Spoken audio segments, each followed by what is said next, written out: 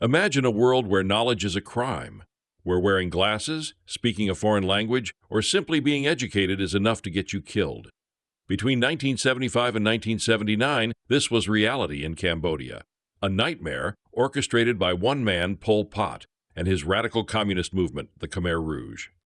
The birth of a nightmare. The Khmer Rouge didn't rise overnight. Its roots go back to 1951 under the shadow of the Vietnam War. Inspired by Marxism and backed by the Viet Minh, Cambodia's communist movement was small and weak at first. But the tides turned in 1970 when a military coup ousted Cambodia's leader, Prince Norodom Sihanouk. And in an ironic twist, the very man they once opposed, Sihanouk, became their unexpected ally. The United States' secret bombing campaigns only fueled the Khmer Rouge's cause, turning rural villages against the government. By 1975, after years of civil war, the Khmer Rouge stormed Phnom Penh and seized power. The people cheered, believing peace had come, but they had no idea they had just welcomed their executioners. Year zero, a country erased. Pol Pot's vision was radical: erase Cambodia's past and start over from year zero. Cities were emptied, schools, banks, and even hospitals were shut down. The entire nation was turned into a vast labor camp, where starvation and death became the new normal. Based on the survivors' testimony, they called it revolution, but they knew that they are marching towards their graves. If you were suspected of disloyalty, you were sent to places like Tuol Sleng prison, interrogated, tortured, killed. The regime's paranoia knew no bounds. Even high-ranking officials were purged. In the end, nearly 2 million Cambodians perished, 1/4 of the entire population. The Western connection.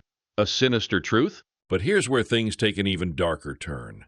After the Khmer Rouge's brutal reign was exposed, you'd expect the world to unite against them. Instead, the opposite happened.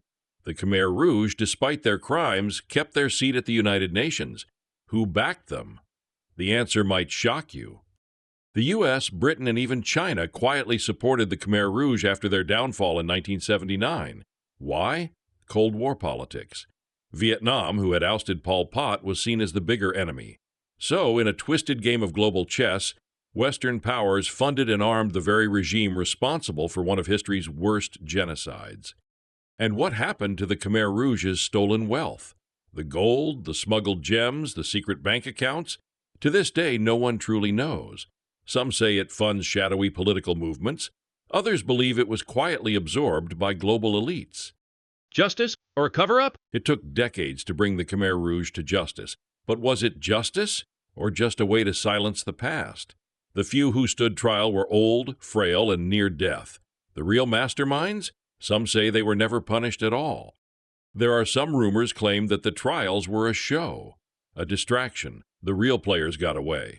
The killing fields remain a scar on Cambodia's land and on humanity's conscience. But what if the story isn't over? What if the truth is still buried, along with the millions who never got justice? What do you think?